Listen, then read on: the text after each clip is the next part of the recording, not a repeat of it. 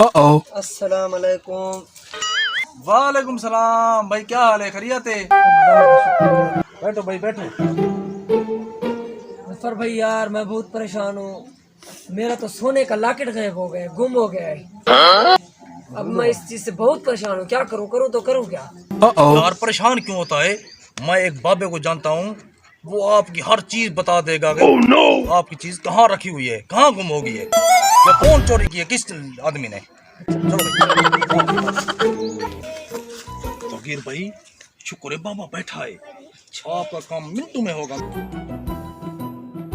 السلام علیکم بابا سائیں۔ وعلیکم السلام، بیٹھ جاؤ بابا بیٹھ جاؤ۔ بابا بیٹھا ہے، شکر ہے، بیٹھو۔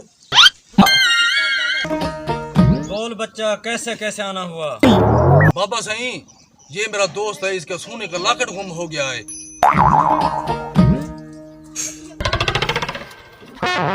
بچہ توسے شریف کا نام سنا ہے؟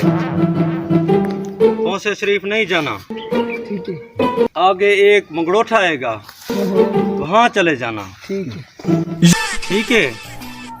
روڈ کے اگلی طرف جب جاؤ گے نا، ایک گلی آئے گی، اس گلی کو چھوڑ دینا۔ جی جی۔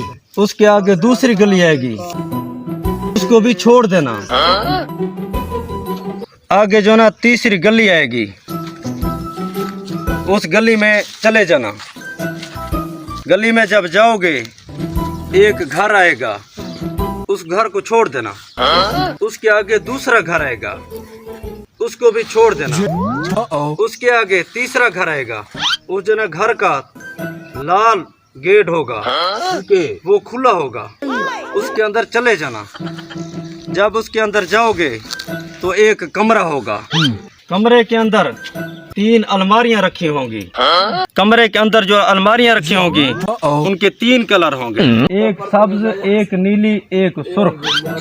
جو سبز الماری ہوگی نا، اس کو نہیں کھولنا۔ اس کے ساتھ نیلی الماری ہوگی، اس کو بھی نہیں کھولنا۔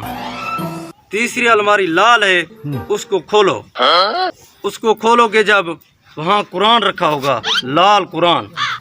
اس لال قرآن کی قسم مجھے پتہ نہیں ہے یار یہ کیسا بابا ہے؟